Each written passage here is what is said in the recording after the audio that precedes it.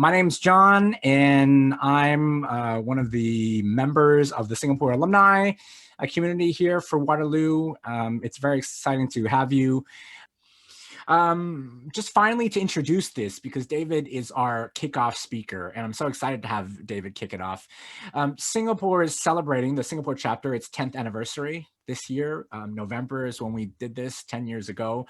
And so for the next year, we're going to try to do some celebratory events. And one thing that has been on my mind for many years is kind of leveraging our alumni more. And I thought this was a perfect time to put together what we're calling the Alumni Speaker Series. So every month, we're going to try to feature a different alumni, ideally based here in Singapore, talk about something really interesting to them. But knowing that, I know some of you on this call are from the Hong Kong chapter because our good friends in Hong Kong, I know Michael will join us a little bit later, who's the president of the Hong Kong chapter, sent you word. And I'm hoping this will be one of many collaborations with all our chapters up and down, at least this time zone, because there's a lot of interesting things. So although we'll be happy at Singapore to kick things off, happy to see all our peers all over the place. Okay. So enough about that. Let's get into tonight. We are so excited, David, to have you, especially amongst this week, which, if you're not familiar, is the Singapore FinTech Festival. This year, they've even rebranded it, calling it like the World FinTech Festival, powered by Singapore, of course. And David, in his day job, is running lots of things as a sponsor and sitting on panels. So the fact that he's able to take an hour with us tonight, I think, is super precious. I'm super excited. I don't know if it's just because I've been doing a lot of research in anticipation of this chat. Even before I asked David, I've been doing my homework. And every day there's a major headline about the stuff that we're talking today, whether it's the blockchain, cryptocurrencies, and digital assets in general. So before we start, I just asked David to introduce himself because I can't do it justice. He's done so many different things. So let me turn it over to you, David. Why don't you give us a quick intro and then we'll get into it. Yep, appreciate that, Jonathan. Hey guys, it's good to see and meet fellow Waterloo alumni out here in Asia. I entered Waterloo. My ID started with the 95, so I entered Waterloo in 1995. I've been out in Asia for almost 20 years. I'll be honest with you, I primarily left Canada because of the taxes. So I graduated with an economics degree in applied economics there, did the co-op thing. You guys might remember Larry Smith, who was an economics professor. I was his first research student, so I worked with him, helping him with research. What a great trivia piece. Yeah. Who was the first research assistant for Larry Smith? Yeah, he'll probably remember me. I've been contemplating whether I should reach out to him, but great guy. Great guy. In any event, so I'll try and focus this intro a little bit where it's relevant to our conversation. Since I came out of school, first of all, most of my co-op work terms were on with the banks. So I worked with a company called Newcourt Credit Group, which was the shining Bay Street baby back then. And I also did a work term with Omers. I did Citibank. I was on their floor for a number of work terms, BMO, et cetera, et cetera. So another funny little trivia, or not trivia, but fun fact, I should say. Shamath was the guy I was always competing against on trading floor jobs.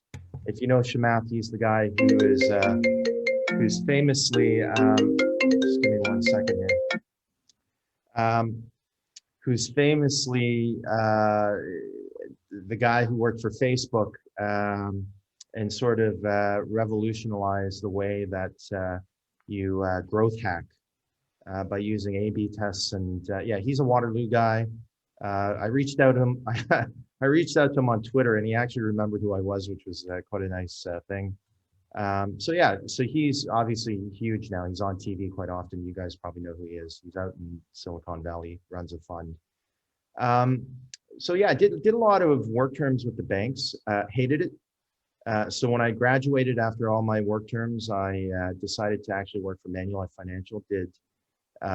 Was there for about 4 or 5 years, got really bored in the pension business.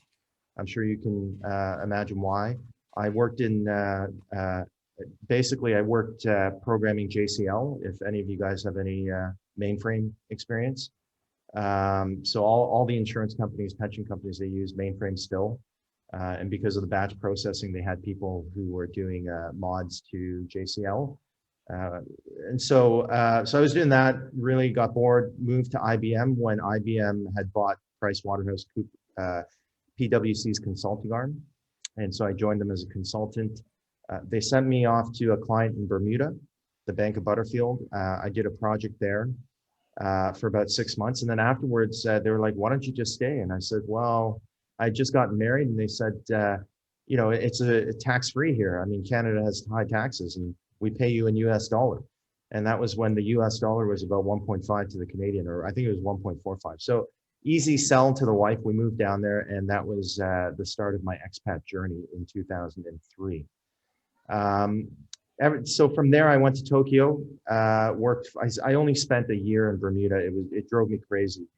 I was in my late 20s. I was basically getting brain damage working there. Small island, 60,000 people. I just wasn't learning. I wasn't advancing. So a friend of mine from Waterloo, a guy named Mendel Wong, who's in Hong Kong actually, he was working for Goldman Sachs in Tokyo. He called me and he said, Lehman is opening up a big office here in Tokyo. Went out there, I worked for Lehman Brothers, Morgan Stanley, spent about 5 years in Japan, hit the financial crisis of 2008, and moved to Singapore with Standard Chartered Bank. So all this time I was in the investment banks working in equity derivatives. And so after Standard Chartered Bank, I moved to Barclays. Standard Chartered Bank moved me to Hong Kong. So I spent a year and a half in Singapore with Standard Chartered. They moved me to Hong Kong. I spent another 2.5 years with Standard Chartered in Hong Kong, then moved to Barclays. After 2 years at Barclays in Hong Kong, they moved me back to Singapore. And so I worked at Barclays in total for about 3.5 years. And then finally, my last tour of duty before I retired from banking, I worked for TD Bank, who you guys would all know, in their Singapore office as their Asia head of sales for equity derivatives, or what they call their global equity derivatives business. So, you know, I have a lot of good client contacts here on the institutional side. So, you know, very good contacts with Temasek, the Australian super funds, all the hedge funds out here. That was really my job. Amongst all that, while I was in Hong Kong in 2012, I found Bitcoin in 2012. I'll speed up the intro here a little bit. I basically was introduced to somebody in Silicon Valley who was designing one of the first ASIC chips. In case you don't know what an ASIC chip is, it's the basic chip that you need these days to mine Bitcoin. I was coming right into the genesis of the ASIC chip generation in 2012. In fact, I was purchase order number 001, and I still have a copy of it. I'd love to show it to you, but if you saw how many Bitcoin are on it, on that purchase order, you'd probably flip out. So I'll keep it to myself for now. We bought about 275 terahashes of equipment, which at this stage were way above petahash. So it sounds small, but in 2012, that was like, I had a weapon of mass destruction, basically. Took the 275 terahashes of equipment, ASIC equipment, and built an industrial operation out of a friend's data center in Montreal. Montreal was important because we looked at other locations, but cooling is quite significantly important in the mining operation. You can spend a lot of money just cooling these things because they run very hot. For those of you who liked hardware when you're younger, if you ever overclocked your CPU, you'll know what hot chips feel like. You can multiply this by like a trillion. That's how hot they run. So we did a lot of experimentation with 3M liquid coolant.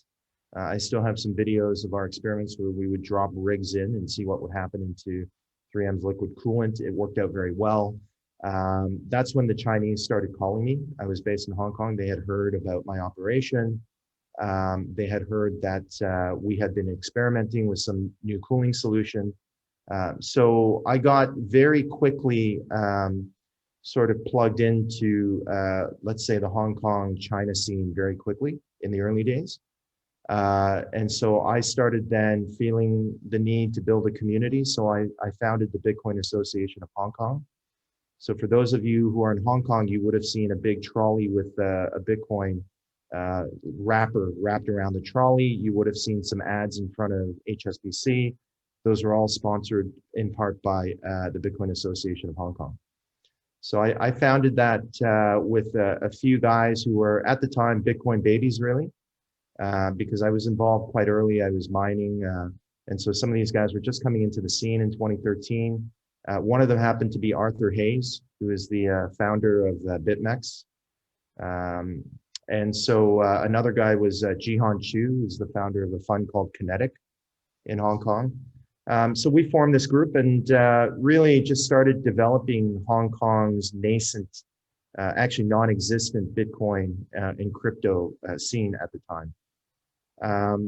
From there, I got really involved with Ripple early in 2013. I was never really a Bitcoin maximalist. I looked at all the technologies and I thought, you know, each one had its unique place in terms of being a use case. Ripple, I saw it for payments. So I decided to, you know, jump into setting up my own company in Hong Kong at that time in 2013 called Paywise. It got a lot of attention from media. So I was doing a lot of interviews with CNN, CNBC. I mean, if you Google my name and Bitcoin, you'll see a lot of this stuff, New York Times, Economist, etc. Which also got me into a lot of trouble because I was still a senior banker, regulated and licensed with the Hong Kong MA and the SFC. So I got called into the SFC a number of times. I was also reprimanded by the COO, Group COO of Barclays. They threatened to fire me and I stuck to my guns and I said, this, you know, I'm not doing anything wrong. There's no conflict of interest. This thing will disrupt financial markets. They decided to keep me and leverage me for their clients, which worked out quite well. I ended up started to do presentations in front of central banks very early on. In fact, in 2015, the PBOC sent 2 people over to Singapore to see me and speak to me about some guidance around research they were doing. It ended up being that they were the 2 people that started the team that would ultimately be driving the DCP, which is the digital renminbi that you guys are reading about and hearing about in the news. So look, just lots of involvement. Ripple found out about Paywise. They got very interested. They called me out to San Francisco. I flew out there. I met with Chris Larson and a guy and one of their early investors called Gary Creeman. If you guys know the website Match.com in the US, dating website, Gary Creeman was the founder. His co-founder is actually a Singaporean American. And he runs a fund now called Monkhill Ventures. And so Gary introduced me to him and there was discussion of an investment, but then I had to move to Singapore and things just didn't work out. But still have those relationships, still very involved with Ripple. I was also friends with a guy named Matthew Mellon in the US, if you know him from the Mellon Bank family. He moved very early on Bitcoin. I convinced him that Ripple is something he should look at and made the introduction. And, you know, you can Google his name. You'll see he made a lot of money before he passed away with Ripple. So I've got a deep history, it's been almost 10 years. I've been very much involved. And I finally decided last year in July, I would just pack it in and retire from banking completely and start doing this full time. Part of the reason why it was because I was seeing signals in the markets that made me think that a large event was going to occur, a black swan event. I mean, one example was in first quarter of 2018. It was the first time North Korea had shot rockets over Japan. And normally in the markets, what happens is people sell off on the yen and buy US dollar or other safe currencies. But the yen was actually being actively bought.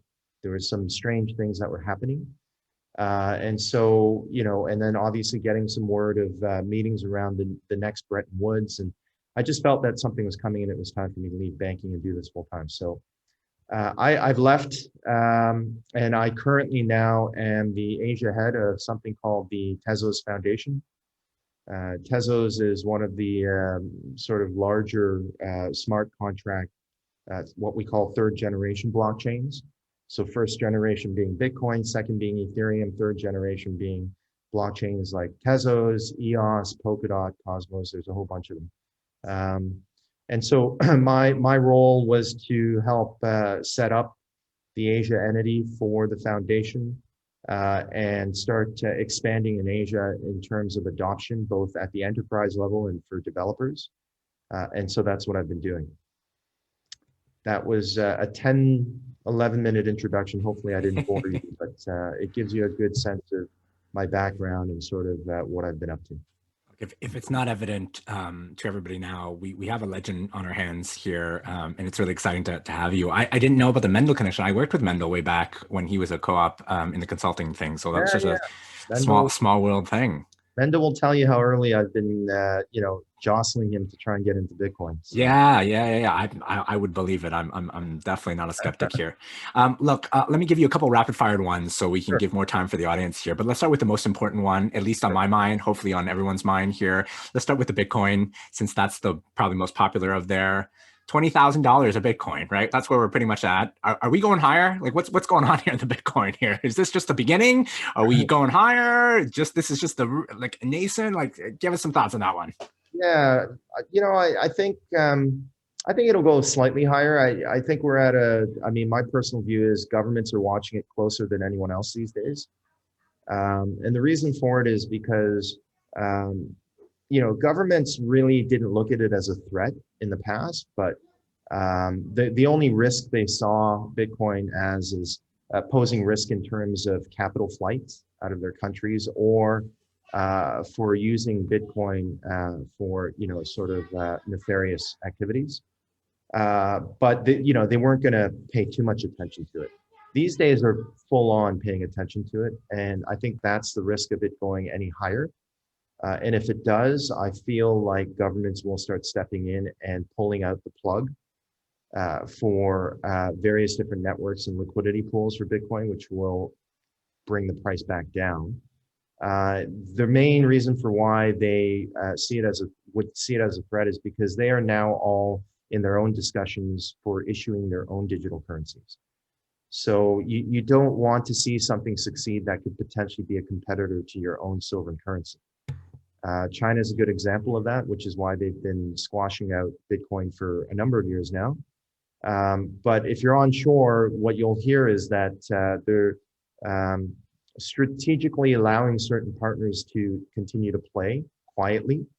And the reason for that is because whatever business they're in, there's certain learnings that the Chinese government will want from them, which is why they're allowing them to play. I think Neo is a good example of that. Neo is another crypto blockchain, and they have been quietly allowed to kind of continue. There have been a few others there. And so, but that does not mean that they just absolutely won't turn back around 180 degrees and pull out the plug once they feel like they're ready to go with all their infrastructure. And that might be a good segue. I don't know, what your next question is, but at some point we should probably touch on. Let's come back to the digital currencies for a second in a little bit, but I want to ask just to end on this one here, like what else could change the price of Bitcoin in the short term?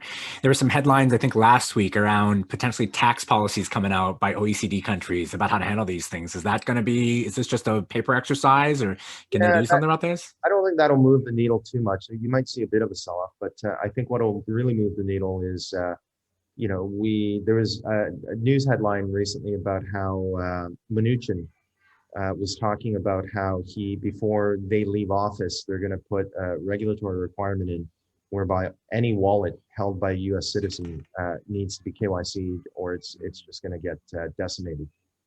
And so the founder and CEO of Coinbase came out to kind of comment off the back of that, because obviously he didn't want his customers to get scared off. 1 second. And so that could, 1 sec, sorry. Someone needs you urgently, clearly. Trying to.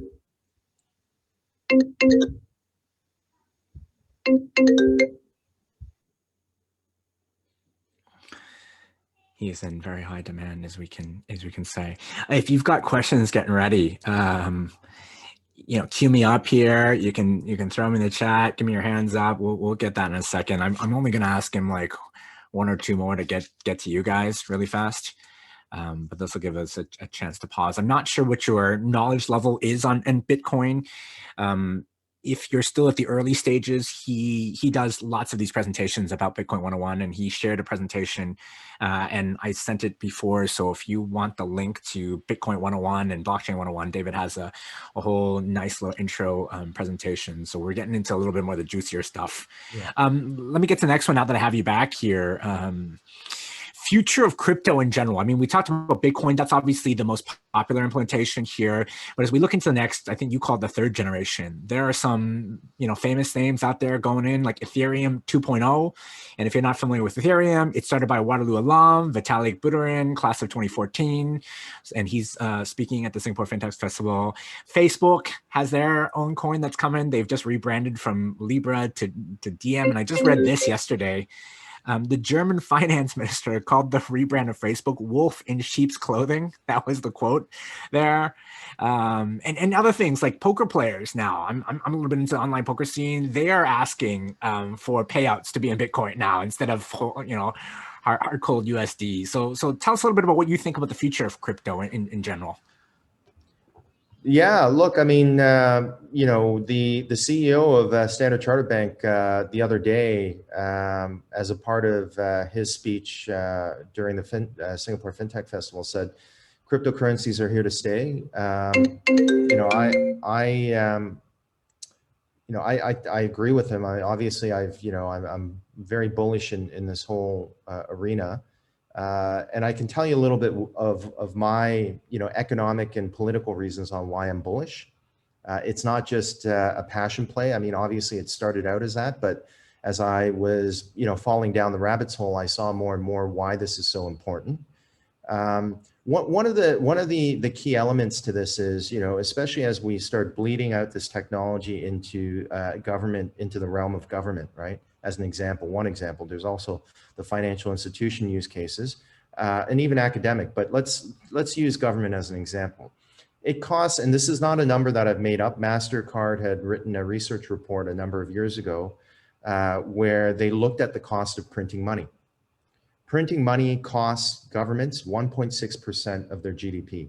So that's not just printing the polymer, and mind you, there's only 2 vendors in the world that the G7 nations trust with the technology to be able to print their money. One's in Europe, one's in the US. They're all using pretty much polymer these days rather than paper. But it's also, that 1.6 also encompasses the cost of surveillance, the cost of all the coins that are made. So, in Canada, as you guys know, they got rid of the penny, and the main, push, impetus for that was because copper costs were going up because China was bidding up on it, and it was becoming more expensive to basically issue Canadian pennies because of the cost of copper. So they got rid of it. It was the same thing in Japan with the 1 yen. There's a huge composition of aluminum in the 1 yen. They totally got rid of it because it was just getting more costly for aluminum. So 1.6% of GDP, and we all know how fiscally responsible governments and central banks are these days. They're almost like, they're almost more commercial entities than they are political entities. And so, I think these reasons, in my mind, along with the fact that, there is a sort of this, 1984 George Orwell Big Brother component to it, whether we like to admit it or not. That is the benefit of being able to transact value over the blockchain, okay? Especially when you KYC all the endpoints, which is what the governments will make you do. I can now see if anyone's trying to illicitly move, money, or if you're not paying enough taxes, I can kind of, check things out, right? So there's a lot of upside for governments to look at this and want to do this. The downside is you don't screw with people's cash, because you don't want people running out on the street, burning stores and bringing out their guns, especially in the US. So they've had to quietly look for the right moment. which is why the pandemic has been so serendipitous, right? Like the fortune for the governments of this health crisis is remarkably amazing from an economic standpoint. While we're all blindsided with concerns of vaccines and, not getting COVID, they are, in the US as an example, having bills approved for every major bank to be ready to be able to custodize and settle the digital dollar by January 2021. And I can send you a copy of that bill that was passed. So, look, there's a large political angle to this.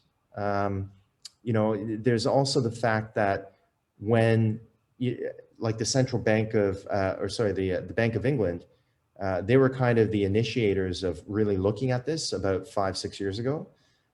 They basically took a carbon copy of, I think, the 2014 GDP. In that model, they took out, I think, 30% of the cash, and they replaced it with digital currency into their model off the back of the 2014 GDP numbers. They ran simulations, and what they noticed was that the velocity of money was faster with digital, which bumped their GDP numbers up, right? And that's classic economics 101 that we've all learned. And so that's another economic reason for them to consider at least experimenting with this stuff, which is what they've been doing for the last 2-3 years.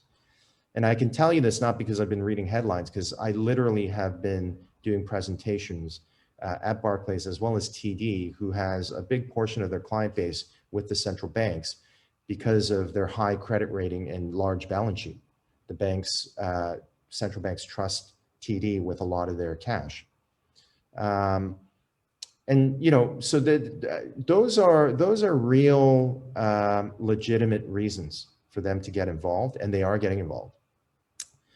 So ultimately, the banks who initially didn't like cryptocurrencies, they liked blockchain, but they didn't like cryptocurrencies, which doesn't make sense. It's like me saying I like my Outlook server, but I don't like my email, right? That it doesn't make sense. It goes hand in hand.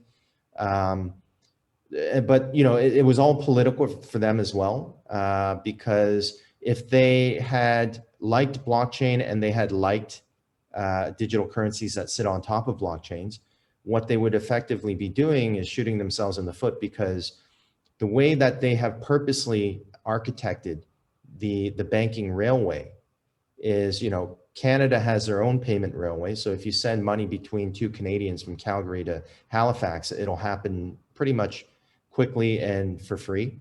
But if you were to go cross-border from Canada to Singapore, that's when you start getting into some brain damage and the costs run high.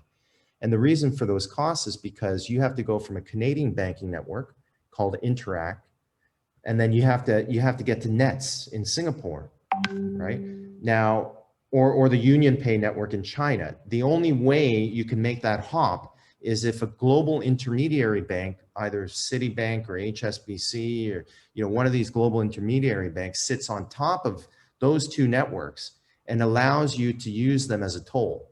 And that's why it takes 3 to 5 days for money to move, and it also costs you a lot of fees, right? So, but the banks purposely set up the networks this way, because what it does is it allows them to hold your money overnight for a certain number of days. And why that's important to them is that accumulation into some nostro account of overnight funds that are meant to move, that are held for, let's say, T+3, T+5 days, gets used in the LIBOR markets for interbank short-term lending. Okay, those are all the monies that are moving, that are held overnight, that are lent overnight. So they take a cut. And not only that, then they charge you the fees, and they are just milking it. It's not a joke when people talk about this in the news. And I know because Paywise in 2013 was the startup that made Ripple start thinking about going after Swift, because that was my business model. I had some very senior Swift person that was on my team. He had been with Swift for almost 30 years. I knew the network inside out.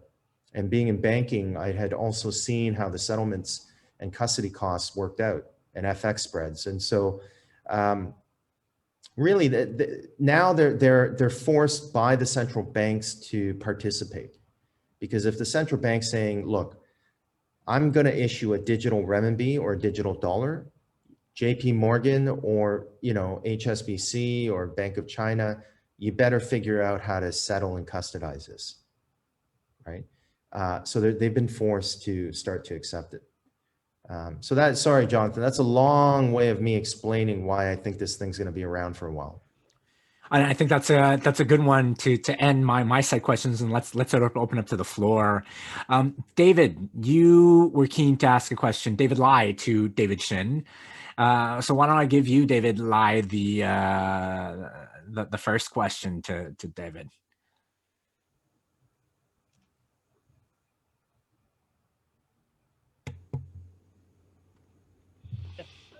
Yes, can you hear?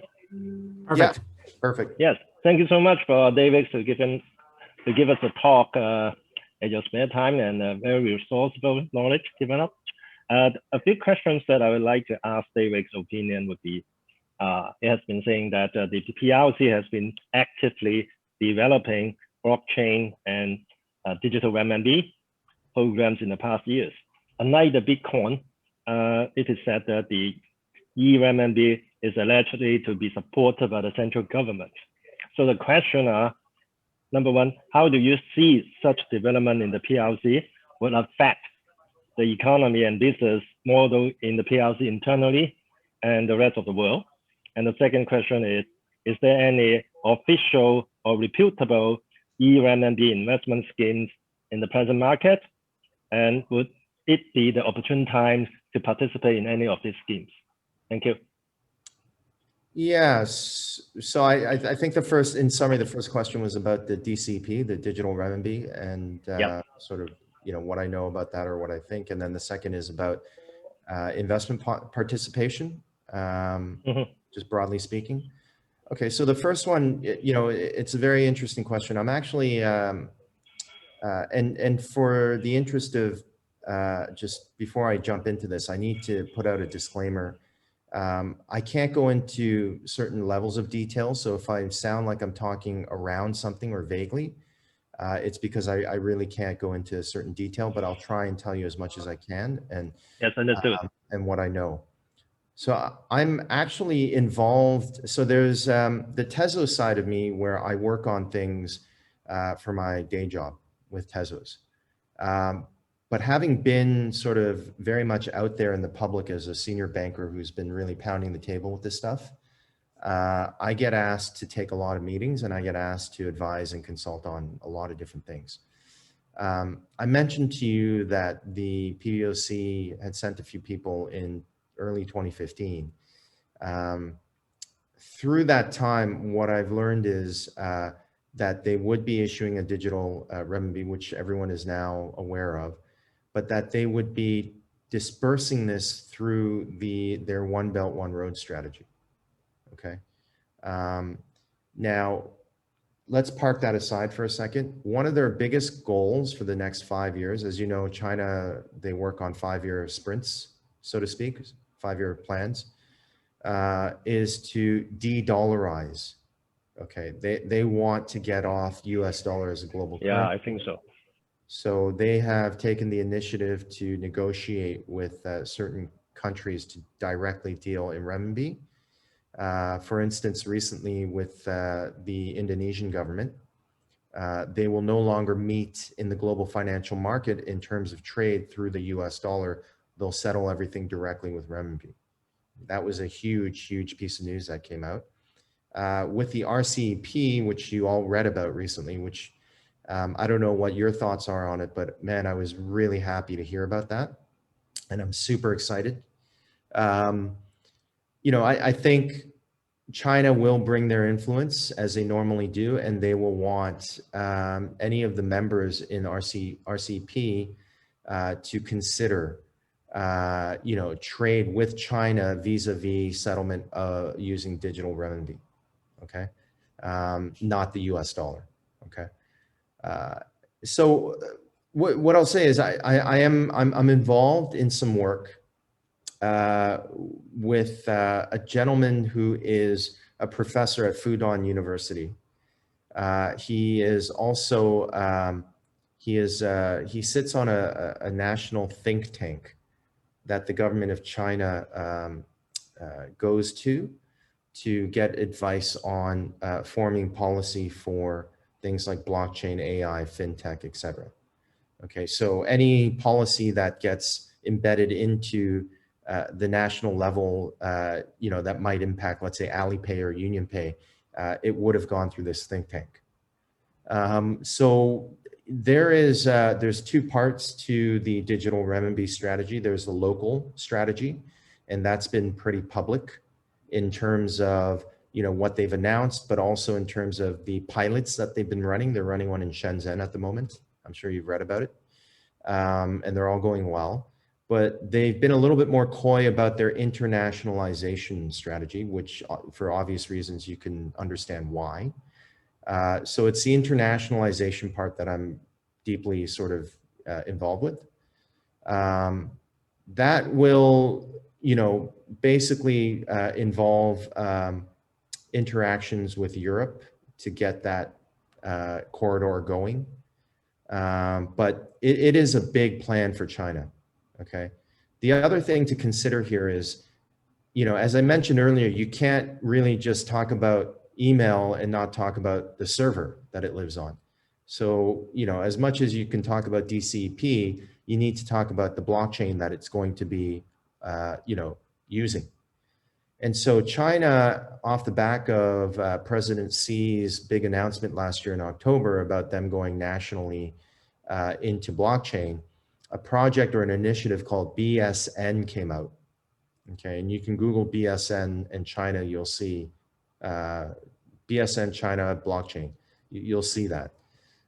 So again, BSN is something I'm very involved in, both from with my Tezos hat on, but also with my, just David Shin personal hat on. So the digital renminbi will be flowing through this network. And there's a concept that we use called gas in blockchain networks. Ethereum came up with that name. Gas is just transaction fees.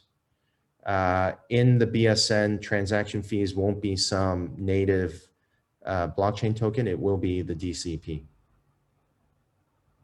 So there's a lot. That's probably as much as I can say or feel comfortable saying for now. But David, the answer is there's a lot of stuff happening, and it's going to move 20 times faster in 2021. The timeline, if you can say anything, it's in the imminent timeline. In 2021, you're going to start seeing all this stuff in the headlines. It's going to come pretty quickly. Can you say anything on David's second question? How do we get in on this from the ground floor, or are we too late? Yeah, look, no, you're not. I mean, I think what I always say, I mean, it was like during my days in equities as well, right? To my clients, I tell them, if there's a certain market or a certain particular derivative instrument you're interested in, I could tell you about it all day long, but I would also suggest you do some homework on it before we consider putting a test trade on, right? And it's the same thing here. I think you have to really understand both the technical, economic, and political impacts of these instruments or these investments.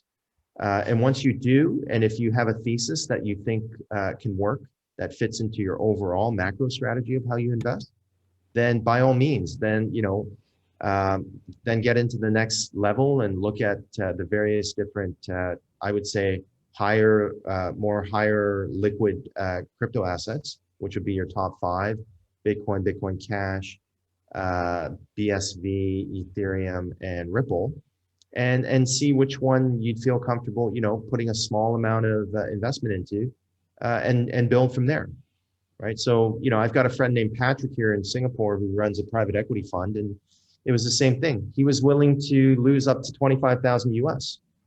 And I was saying to him when Bitcoin just 4 months ago was at around 6,000, I said, look, I really think this thing's going to rip. You gotta, if you're going to do it now. And he said, you know what, Shin? Okay, I've got 25K I'm going to put on it. And I said, are you sure you want to do that much? Like, just, maybe go 5K, whatever. And he's like, it's okay. Look, if I lose it, I lose it. If I don't, then I'll be happy, right? Yeah, that was at 6K. So you can work out the math, right? And, you know, he's sending me bottles of champagne every other week these days. So I think you have to really figure out where your own risk, you know, I don't want to sound like you're a private banker here, but you got to figure out, you know, how much risk you're willing to take. It's gotta be to a point where it's, if you lose a certain amount of money, you're going to be okay with it, right? It's not a money market. It's not a bond or, you know, some savings instrument. It is pretty volatile, which is why I suggest people to look into understanding its impacts politically, economically, and technically, because that will give you a sense of the longevity from your perspective of how, where and how this thing will fly. And there's tons of really easy to read material and YouTube videos out there that are very helpful. My takeaway is we got you here 1 year too late. That's my takeaway, right? Next question. Yeah. Who's keen to ask David another one here? Hands or give me a... Sure, sure. I'll go, Jonathan. Yeah, please go ahead, Chris. Good evening, David, and thanks for spending the time with us. I've sort of got two questions they're not related at all. You know, so you can field one now and somebody else, or just go straight to it. The first one is in relation to your comment earlier around you know, the mail and the server type stuff, the coupling of your bitcoins or your currencies and the blockchain.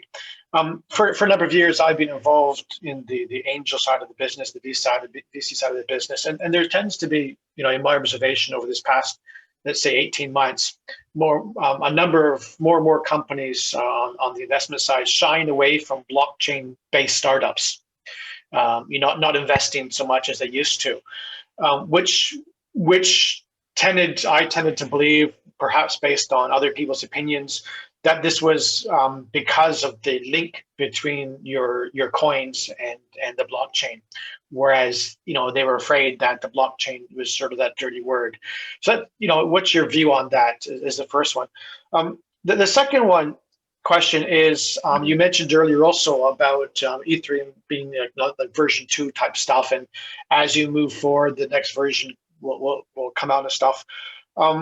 You know, I read something recently similarly about the next version type thing, or a major step forward being based on technology around sharding. You know, Zilliqa or something like that is a company that I think that's taken leadership there. Zilliqa, thank you. They started taking leadership there. I just wanted to get your view on, you know, is that a game changer, what they're doing? You know, obviously these guys right now, their value is very, very low. They've come down an awful lot. You're cutting in and out there, Chris. Oh, sorry. You know, what's your take on that? You know, specifically technology, the company, their value is very, very low right now from a coin. Zilliqa. Are you asking about Zilliqa? Yeah, correct. Yeah. Okay. Well, to your first question, they're not investing as much because I think there's a bit of a hangover. You know, the people were just so over exuberant and overzealous in the sort of I would say from 2017 when the first bull market really happened to now. And they, you know, the reality is blockchain is only useful if there's use cases, and there wasn't. So everyone was trying to invest in companies that would guarantee, you know, would promise certain utility, and they would never be able to deliver, because once they took your money as an investor, they try and sell their, you know, their platform or application or blockchain solution to enterprises, and they wouldn't buy it, right? So that's on the enterprise side of startups. And then, you know, the retail side, you have to be really plugged into what the cryptonauts, you know, the hardcore crypto guys are really into. And so if you weren't able to read into, you know, the wave of DeFi that was about to come, you're probably going to be working on something that you know, is not necessarily going to be successful, but yet maybe you are able to raise money for that, right? And so I think there was a lot of these duds, like, you know, like any sort of you know, emerging technology, right? I mean, that's venture funds, PE funds, that's what, you know, they know they're going to lose 9, but they're trying to, you know, find that one unicorn, right? In this particular case, I think the unicorns have always been sort of more open source, outside of, you know, your Coinbases. most of the unicorns have been open source. So it's been, you know, from an investment thesis perspective, it's been a little bit hard to try and figure out how to get involved from an institutional venture fund perspective, unless you were investing in the tokens, right? So yeah, so again, you know, less money into blockchain and blockchain solutions. I think, though, I would argue that, you know, there has been probably more money pumped into some of these newer tokens, whether they're DeFi tokens or whether they're third generation, you know, smart contract tokens or other tokens that have come around. I think there's been some good market value with capital flowing in there. But I do agree, I think in terms of specific blockchain solutions, I don't think there's been as much over the last 3 years in terms of investment there. Zilliqa, you know, it's hard for me to say because I have, you know, I have some line into what they're doing. I think they have an interesting, you know, blockchain. The challenge is with this type of technology, right? I'll go back to my example of email, or, you know, email, which is really SMTP, right? It's a protocol, SMTP, and you need the server, right? And you need the network, right? Otherwise, you know, you can't distribute SMTP, and then it has no value. It's the same thing. Like you have to have people signed up to want to use Gmail, right? Gmail could be the greatest, you know, email application on the web. But if people haven't signed up for it because nobody knows about it, or, you know, there isn't really good marketing or, you know, brand development or community building around it, then, you know, it's kind of like that amazing database that's not plugged into a network. It's kind of useless, right? Zilliqa, I think, is kind of on that side. Like, you know, nobody outside of Singapore and Malaysia, maybe some parts of Vietnam, knows about Zilliqa, which is a big problem if you're a blockchain, because blockchains are meant to be global. That's really where you see the full utilization, right?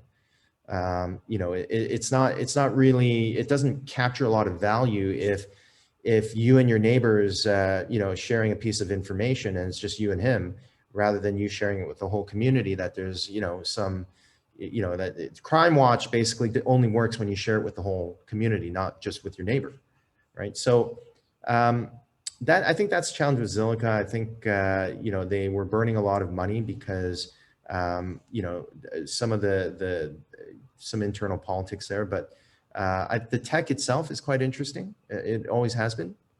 I think it's that kind of, you know, it's kind of like that smart guy who's in the corner of the room that nobody knows is there. That's their problem. Right, great. Thanks for that, Nick. I think we'll have time for one last one. Does anybody have a last question for David? Okay, if no one has one, I have a final one that I want to ask David. Because if you're into some of the crypto stuff and you've done a little homework, then you might have know this name. The name is Satoshi Nakamoto.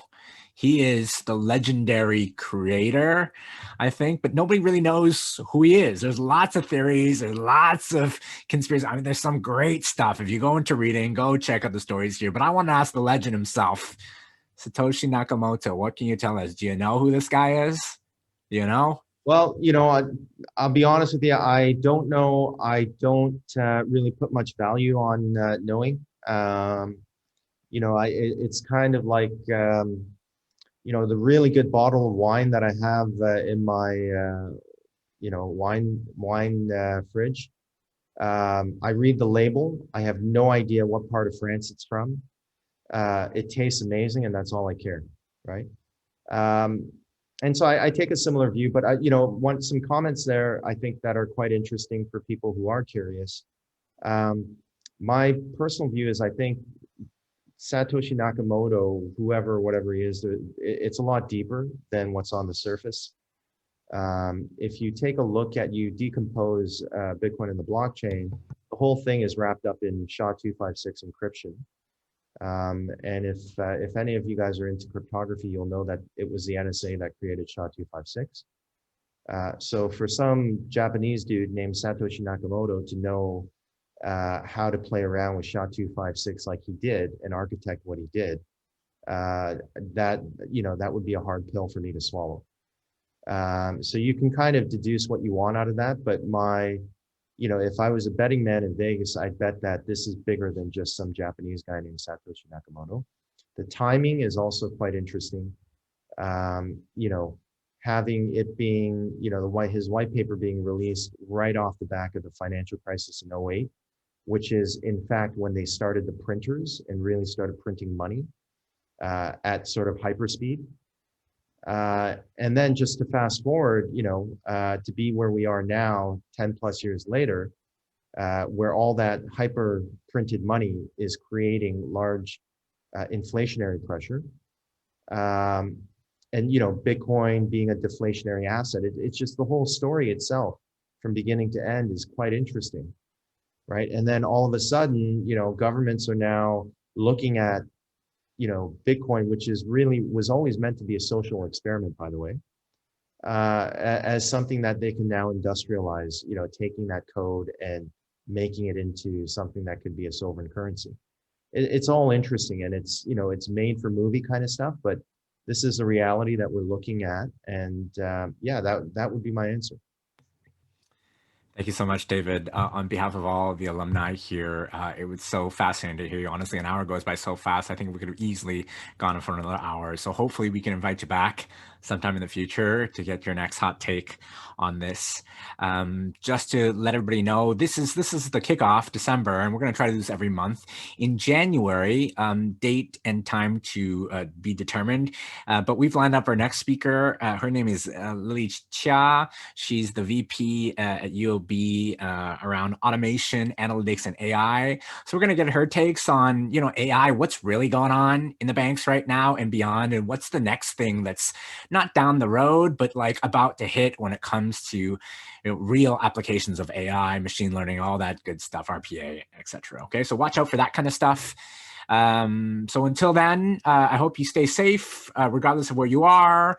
Have a great holiday as much as you can. I know it's going to be a little different, and look forward to talking to all of you in the new year. All right. Okay, Cheers. thanks a lot. Thank you. Thanks, guys. Okay, bye-bye. Bye.